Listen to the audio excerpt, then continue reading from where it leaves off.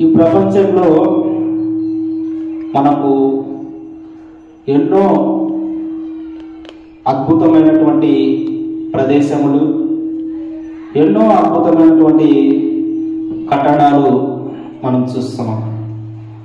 అందులో మొట్టమొదటిగా అందరికి గుర్తొచ్చేది ఏమిటంటే తాజ్ మహల్.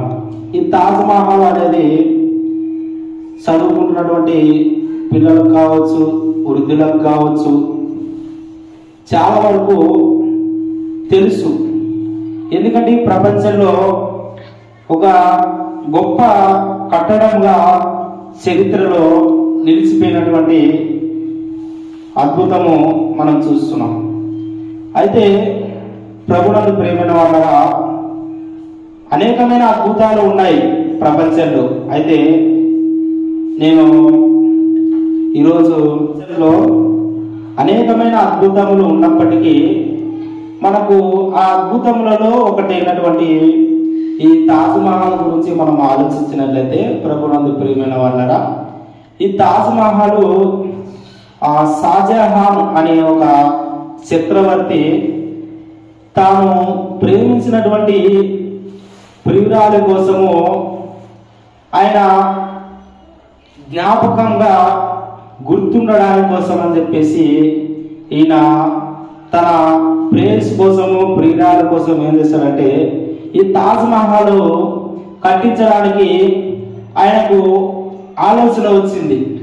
ఎందుకంటే నేను చచ్చిపోయినా సరే నేను ప్రేమించినటువంటి తన యొక్క ప్రియురాల కోసము శాశ్వత కాలము నిలిచిపోవాలని చెప్పేసి ఆయన అది కట్టడానికి పూనుకున్నాడు. దాదాపుగా ఆ తాజ్ మహల్ కట్టడానికి ఆయన మంచి నైపుణ్యత కలిగినటువంటి పనివారు దాదాపుగా 20,000 మంది పనివారిని పిలుచుకున్నాడు. 20,000 మంది పనివారిని పిలుచుకొని దాదాపుగా ఆ తాజ్ మహల్ ఎన్ని సంవత్సరములు కట్టాడంటే 22 సంవత్సరాలు కట్టాడు. ఈ 22 సంవత్సరాలు ఈ 20,000 మంది మనుషులతో మంచి పని నైపుణ్యత కలిగినటువంటి వారితో ఆయన పాలరాతితో కట్టడానికి ఆయన ప్రయత్నం చేశాడు. దానికి సుమారుగా చాలా ఖర్చు అయింది. అప్పట్లోనే దాదాపుగా 40 కోట్ల రూపాయలు ఆ తాజ్ మహల్ కి ఖర్చు అయింది. ఎంతో ఖర్చు అయింది, ఎంతో ప్రయాస అయింది. ఎన్నో సంవత్సరాలు ప్రయాసపడి తాను అనుకున్నది సాధించి చివరిగా ఆయన ఈ షాజహాన్ అనేటువంటి ఈ చక్రవర్తి తను ప్రేమించినటువంటి ప్రియురాల కోసము ఆయన తాజ్ మహల్ కట్టి ఆయన చనిపోయాడు. ఆయన చనిపోయినప్పటికీ తను ప్రేమించినటువంటి ప్రియురాలు కూడా చనిపోయినప్పటికీ ఈ రోజుకు కూడా ఆయన చేసినటువంటి త్యాగము చరిత్రలో ఒక గొప్ప అద్భుతంగా మిగిలింది. అయితే దేవుడు కూడా ఒక మాట అంటున్నాడు. ఏమంటున్నాడంటే యోహాను సువార్త 3వ అధ్యాయము 16వ వచనం మనం గమనించినట్లయితే ఇక్కడ చాలా అద్భుతమైనటువంటి మాట. మన దేవుడు పాలరాతితో మనల్ని నిర్మించలేదు. మన దేవుడు వెండి బంగారములతో మనల్ని నిర్మించలేదు. మన దేవుడు మణిమాణిక్యాలతో మనల్ని నిర్మించలేదు. మనకి దేవుడు రాతి హృదయాన్ని ఇవ్వలేదు. దేవుడు మనకి ఏమి ఇచ్చాడు తెలుసా? మానవ హృదయాన్ని ఇచ్చాడు. దేవుడు మనల్ని ఆయన పోలికలో ఆయన స్వరూపంలో నిర్మించుకున్నాడు. ఈ సృష్టి అంతటిలో కూడా మానవుడు చాలా విలువైన వాడు, మానవుడు చాలా శ్రేష్టమైన వాడు. దేవుడి దృష్టిలో మానవుడు చాలా గొప్పవాడు. ఎందుకో తెలుసా? ఈ ప్రపంచంలో అన్నిటిని కూడా మానవుడు ఏలుతూ ఉన్నాడు. అన్నిటిని కూడా మానవుడు పరిపాలిస్తున్నాడు. అన్నిటిని కూడా జయించగలుగుతున్నాడు. అది చిన్న జంతువైనా సరే, పెద్ద జంతువైనా సరే, సముద్రంలో ఉండే చేపలైనా సరే, ఆకాశంలో ఎగిరే పక్షులైనా సరే, ప్రతిదీ కూడా మనిషికి లోబడుతుంది. ప్రతిదీ కూడా మనిషికి లోబడుతుంది. కారణం ఏమిటంటే ఈ సృష్టి అంతటిలో మానవుడు చాలా విలువైన వాడు, మానవుడు చాలా గొప్ప వ్యక్తి. అందుకే ఈ సృష్టిలో దేవుడు అంట లోకమును ఎంతో ప్రేమించనంటుంది వాక్యం. చూడండి, దేవుడు ఈ లోకాన్ని ప్రేమించాడట. చూడండి ఎంత అద్భుతమైనటువంటి మాట. దేవుడు ఈ లోకాన్ని అంటే ఈ ప్రపంచాన్ని ప్రేమించలేదు. దేవుడు ఈ లోకాన్ని అంటే లోకంలో ఉన్నటువంటి ప్రజలను దేవుడు ప్రేమించాడు. చదువుకున్నటువంటి పుస్తకాల్లో ఉంటుంది, చాలా మంది చదువుకున్న వారి గురించి. దేశం అంటే మట్టి కాదు, దేశం అంటే మనసులో అన్నారు. అంటే దేశం అంటే మట్టి కాదు, మట్టిలో నుంచి వచ్చారు మరలా మట్టి అయిపోతారు, ఇది కాదు. దేశం అంటే ఏంటో తెలుసా? మనుషులు. అలాగే దేవుడంట ఈ లోకంలో ఉన్నటువంటి మనుషులను ఎంతో ప్రేమించాడు. ఎంత ప్రేమించాడంటే ప్రభునందు ప్రియమైన వాళ్ళరా, తను తన స్వరూపంలో తన పోలికలో మనిషిని తయారు చేసుకున్నాడు. చూడండి, ఈ ప్రపంచంలో ఎన్నో అద్భుతాలు ఉన్నాయి, ఎన్నో వింతలు ఉన్నాయి. మహాకాశములు ఉన్నాయి. సూర్యచంద్ర నక్షత్రాలు, గ్రహములు, చంద్రమండలము, ఈ విధంగా ప్రపంచంలో ఎన్నో మానవుడు కనుక్కోలేనటువంటి ఎన్నో ఉన్నాయి. కొంతమంది అనేకమైన శాస్త్రులు, సైంటిస్టులు చంద్రమండలంలో మానవుడు జీవించాలని, అక్కడికి వెళ్ళి ఆ స్థలం కొనుక్కోవాలని ఆ మధ్య కాలంలో మనకు న్యూస్ వచ్చింది, టీవీలో కూడా మీరందరూ వినింటారు.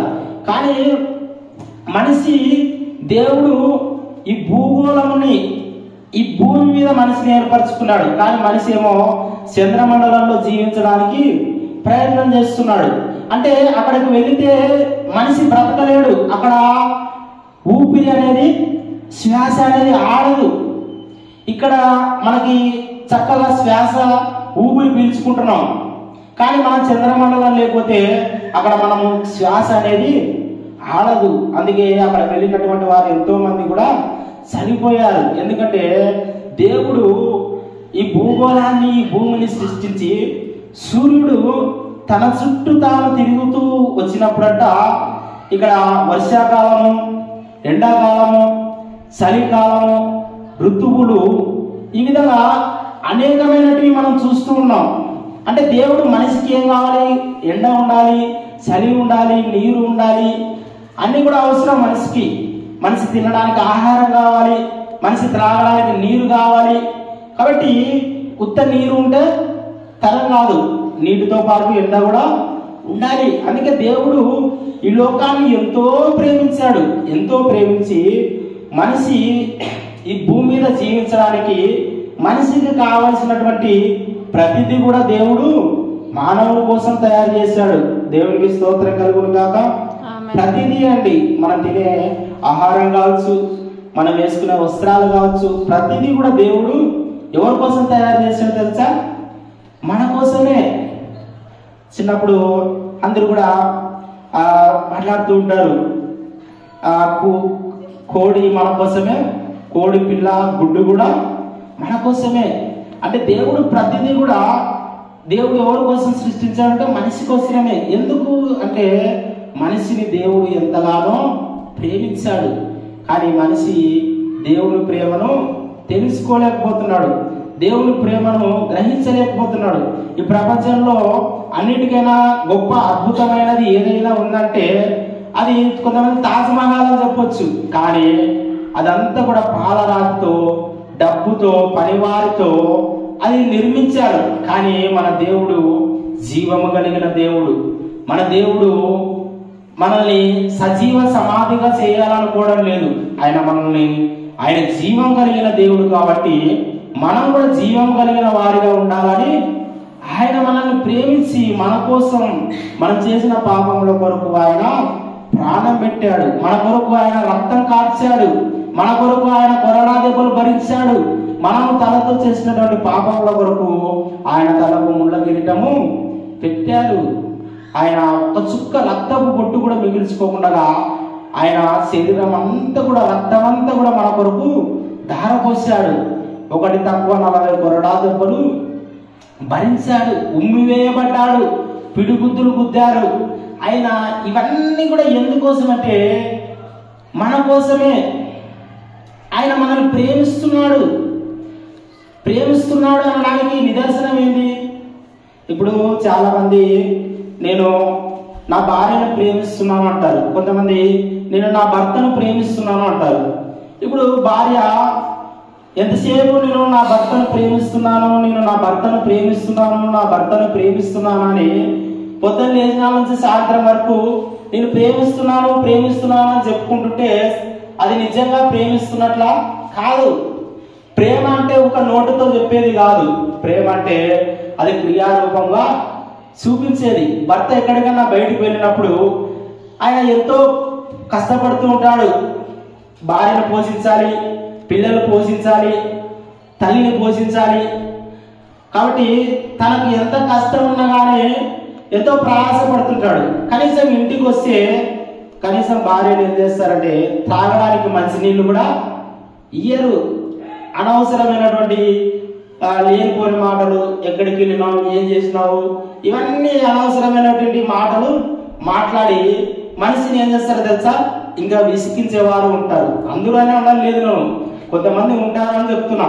కాబట్టి నువ్వు నిజంగా నీ భర్తను ప్రేమిస్తుంటే వచ్చిన వెంటనే కడుక్కోవడానికి నీళ్ళు ఇచ్చి, త్రాగడానికి మంచి నీళ్ళు ఇచ్చి, ఆకలితో ఉంటే అన్నం తింటావని ఎంతో ప్రేమతో పలకరించాలి. ఏమైనా ఎందుకు బాగాలేకపోతే ఏమైనా టాబ్లెట్ తీసుకురావాలా, ఇవన్నీ కూడా దేవుని ప్రేమ. నువ్వు నిజంగా నీ భర్తను ప్రేమిస్తున్నట్లయితే ఏం చేస్తావు, క్రియలలో చూపిస్తావు, భర్త మనసును అర్థం చేసుకుంటావు. అదేవిధంగా భర్త కూడా తన భార్యను అర్థం చేసుకునే విధంగా, భార్యను ప్రేమించే విధంగా ఉండాలి. కాబట్టి ప్రభునందు ప్రేమ వల్ల మన దేవుడు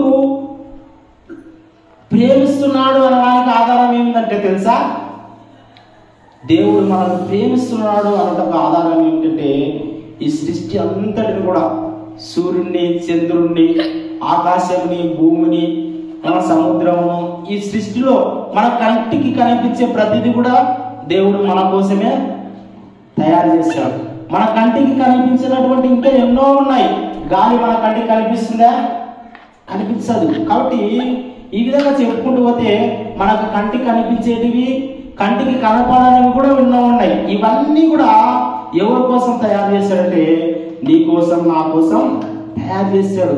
ఈ భూమి మీద మనము దేవుని కొరకు బ్రతకాలని, దేవుని కొరకు జీవించాలని, దేవుని కొరకు సంతానము అభివృద్ధి చెంది నువ్వు, నీ కుటుంబము, నీ పిల్లలందరూ కూడా దేవుని మార్గంలో, మంచి మార్గంలో నడవాలని, దేవుని కోసం బ్రతకాలని ఆయన ప్రతిదీ కూడా మన కోసము తయారు చేశాడు. ప్రతిదీ కూడా నీ కోసమే ఇచ్చాడు. అంత మాత్రమే కాదు, నీ కోసం, నా కోసం, అందరి పాపములో, అపరాధములో మనం పడిపోయినప్పుడు, చెడిపోయినప్పుడు, నశించిపోయినప్పుడు ఆయన మనం చెయ్యి పట్టుకొని మన కొరకు, మనం చేసిన అపరాధముల కొరకు ఆయన మన కొరకు రక్తం కార్చి మన కొరకు ప్రాణం పెట్టినటువంటి గొప్ప దేవుడు. కాబట్టి ప్రభునందు ప్రేమ వల్ల షాజహాన్ చక్రవర్తి తన ప్రియురాలను ప్రేమిస్తున్నాడు అనడానికి గుర్తు ఏంటంటే తాజ్మహల్.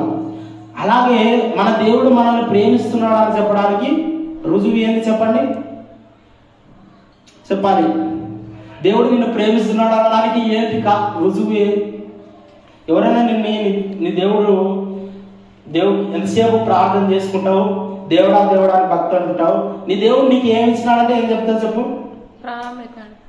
చెప్పాలి, మాట్లాడాలి, మౌనం ఉంటారు అందరూ. ఏమిచ్చాడు నీకు దేవుడు? దేవుడు తన ప్రాణాన్ని నీ కోసం ఇచ్చాడు. అంత మాత్రం కాదు, సృష్టిలో ప్రతిదీ కూడా ఎవరి కోసం ఇచ్చాడు? నీ కోసమే. నీ కోసమే, నా కోసమే, నీ కోసమే, నా కోసమే సిలువలో బలియాగమైన యేసయ్యా. కాబట్టి ప్రభునందు ప్రేమనారా, దేవుడు మన కోసం ఎన్నో ఇచ్చాడు. మనం ఊపిరి పీల్చుకుంటున్నాం, ఈ కళ్ళతో చూస్తున్నాం, ఈ నోటితో మాట్లాడుతున్నాం, మనం బ్రతికున్నాము, జీవిస్తున్నామంటే ఇదంతా కూడా దేవుడు మనల్ని ప్రేమించి, దేవుడు నీ కొరకు ఇచ్చినటువంటి జీవితం. కాబట్టి దేవుడు నీ కోసము ఇన్ని ఇస్తే నువ్వు దేవుని కోసం ఏమి ఇస్తున్నావు ఆలోచించాలి. కాబట్టి మనము, దేవుడు మన కోసం ఎన్నో త్యాగం చేశాడు. ఆఖరికి తన ప్రాణాన్ని మన కోసం ఇచ్చేశాడు. ప్రపంచంలో అన్నిటికన్నా గొప్ప అద్భుతం ఏంటో తెలుసా? యేసయ్య లోకానికి రావడం, ఆయన మన కోసం ప్రాణం పెట్టడం. ఆయన మన కొరకు మరణించి తిరిగి లేయడం, ఆ నిత్య జీవం పరలోకము ఇవ్వడం. కాబట్టి ఇది కొంతకాలం మాత్రమే ఉంటుంది. ఈ లోకంలో కట్టిన పాలరాతితో కట్టిన, బంగారుతో కట్టిన, వెండితో కట్టిన, మణిమాణిక్యాలతో కట్టిన అవి కేవలం కొంతకాలం మాత్రమే ఉంటాయి. రాజులు పరిపాలించినప్పుడు అనేకమైన కోటలు ఉంటాయి, అవన్నీ కొంతకాలం మాత్రమే ఉంటాయి. తర్వాత శిథిలావస్థలోకి వెళ్ళి అవన్నీ కూడా చెడిపోయి పడిపోయినట్టుగా చూస్తాం. కానీ దేవుడు నిర్మించినటువంటి ఆ గొప్ప కట్టడము శాశ్వతమైనది, నిత్యమైనది ఏమిటంటే ఆ పరలోకము, దేవుని రాజ్యం. కాబట్టి ప్రభునందు ప్రేమ వల్ల దేవుడు ఇంత గొప్ప అద్భుతాన్ని, ఇంత గొప్ప మన కొరకు ఎన్నో త్యాగం చేశాడు. కాబట్టి ఇన్నిచ్చినటువంటి దేవుని కోసం మనం ఏమిస్తున్నామో, మనం దేవుని కొరకు జీవిస్తూ దేవునికి మహిమకరంగా దేవుడు మన కోసం ఎన్నో ఇచ్చాడు. చాలా మంది అంటారు, దేవుడిని నమ్ముకుంటే నీకు ఏమి ఇచ్చాడంటారు. దేవుడు నా కోసం ఎన్నో ఇచ్చాడా లేదా? ప్రతిదీ ఇచ్చాడు. ఒకవేళ అది ఇవ్వలేదు, అది ఆలస్యం అవుతుందంటే ఖచ్చితంగా దేవుడు నువ్వు ఊహించిన దానికంటే, నువ్వు అడిగిన దానికంటే దేవుడు ఖచ్చితంగా గొప్పది ఇస్తాడు. హల్లెలూయా. అందుకే మొదటి పేతురు రాసిన పత్రికలు అంటాడు భక్తుడు, తగిన సమయమందు మిమ్మల్ని హెచ్చించినట్లు ఆయన, మనం ఎలా ఉండాలంటే దీన మనసులమై ఆయన పాదాల దగ్గర ఉండాలి. ప్రభు మనకి ఎప్పుడు ఏం కావాలో ఆ సమయాన్ని దేవుడు మనకు ఇస్తాడు. కాబట్టి మనం బాధపడకూడదు. లూకాసు వార్త 18వ అధ్యాయంలో న్యాయం తీర్చే వ్యక్తి ఆయన ఎటువంటి దేవుని యందు భయం కానీ భక్తి కానీ ఏమి లేవు. అతడు అన్యాయస్తుడు, ఎవరికి న్యాయం చేసేవాడు కాదు. ఎవరైతే లంచం ఇస్తారో వాళ్ళకు మాత్రమే న్యాయం చేసే వ్యక్తి. కానీ ఒక విధవరాలు రోజు వెళ్ళి, అయ్యా నాకి నా ప్రతివాదికి న్యాయం తీర్చు అని రోజు గోజాడుతుంది, రోజు బ్రతిమలాడుతుంటే ఒక రోజు చివరికి అన్యాయస్తుడైనటువంటి వ్యక్తి అంటాడు, నేను దేవుడంటే లెక్క చేయను, దేవుడంటే భక్తి లేదు, అయినప్పటికీ ఈ విధవరాలు ప్రతిరోజు నా కోసం వచ్చి న్యాయం తీర్చమని నన్ను తొందర పెడుతుంది. ఈమె బాధ నేను తట్టుకోలేకపోతున్నాను, ఈమె నా దగ్గరకు రాకుండా ఈమె ఖచ్చితంగా న్యాయం చేయాలని తీర్మానం తీసుకున్నాడు. కాబట్టి అన్యాయస్తుడైనటువంటి ఆ వ్యక్తి న్యాయం చేయాలనుకుంటున్నప్పుడు మన దేవుడు న్యాయవంతుడు, నీతిమంతుడు, గొప్పవాడు. కాబట్టి మనం అడుగుతూ ఉన్నప్పుడు, ప్రార్థన చేస్తూ ఉన్నప్పుడు తగిన సమయం ముందు దేవుడు మనం ఊహించి వాటికంటే, మనం అడుగు వాటన్నిటికంటే దేవుడు గొప్ప కార్యాలు చేస్తాడు. కాబట్టి అన్నిలో నోరు మూయిస్తాడు. అందుకే శారాకు దేవుడు గర్భఫలం ఇస్తాడంటే శారా ఏమైందంటే మళ్ళా వచ్చే సంవత్సరం కల్లా దేవుడు నీకు గర్భఫలం ఇస్తాడంటే ఆమె ఏమైందంటే నవ్వింది. నాకు 100 సంవత్సరాల దగ్గర నా భర్తకు ఉన్నాయి, నాకు 90 సంవత్సరాల పైన ఉన్నాయి, ఇంకా నాకు పిల్లలు పుడతారు అని నవ్వింది. కానీ దేవుడు ఏం చేసినాడు తెలుసా? ఆయన మాట ఇచ్చినవాడు, నమ్మదగినవాడు. కాబట్టి మాట ఇచ్చిన ప్రకారంగా నెరవేర్చాడు. కాబట్టి ప్రభునందు ప్రేమ వల్ల దేవుడు వాక్యం సెలవుస్తుంది. దేవుడంట లోకమును ఎంతో ప్రేమించను. లోకం అంటే ఏంటి చెప్పండి? లోకంలో ఉన్నటువంటి మనుషులను ప్రేమించాడు దేవుడు. మనుషులను ప్రేమించి మన కోసం ఎన్నో దేవుడు త్యాగం చేసి చివరికి తన ప్రాణాన్ని మన కోసం త్యాగం చేశాడు. కాబట్టి దేవుని ప్రేమ ఎంతో అమూల్యమైనది, దేవుని ప్రేమ ఎంతో గొప్పది. దేవుని ప్రేమలో ఎటువంటి కల్మషం లేదు, దేవుని ప్రేమలో ఎటువంటి స్వార్థం లేదు. ఆయన నీ నుండి ఏమి కూడా ఆశించుకోకుండా ప్రేమించినటువంటి ప్రేమనే ఆగాపే ప్రేమ. అందుకే మనము పాటకు రాసినాం కదా, ఈ లోక ప్రేమ అది అశాశ్వతమైనది, దేవుని ప్రేమ మాత్రమే శాశ్వతమైనది. కాబట్టి ఈ లోకంలో ధనాన్ని బట్టి, ఆస్తిని బట్టి, అందాన్ని బట్టి, అధికారాన్ని బట్టి, హోదాను బట్టి ప్రేమిస్తారు. కానీ నీ నుండి ఏమి ఆశించకుండా ప్రేమించినటువంటి ఒకే ఒక ప్రేమ, అది యేసుక్రీస్తు ప్రేమ. కాబట్టి ఆయన ప్రేమను పొందుకొని, ఆయన ప్రేమను గ్రహించుకొని, ఆయన ప్రేమ యొక్క ఎత్తు, లోతు, పల్లం గ్రహించుకొని దేవుని ప్రేమలో శాశ్వత కాలము దేవుని ప్రేమ కొరకు మనం దేవుని ప్రేమలో వర్ధిల్లాలని కొద్ది మాటలు పరిశుద్ధాత్మ దేవుడు మనందరి హృదయాలలో ఫలింపచేయను గాక. ప్రార్థన చేసుకుంటాం.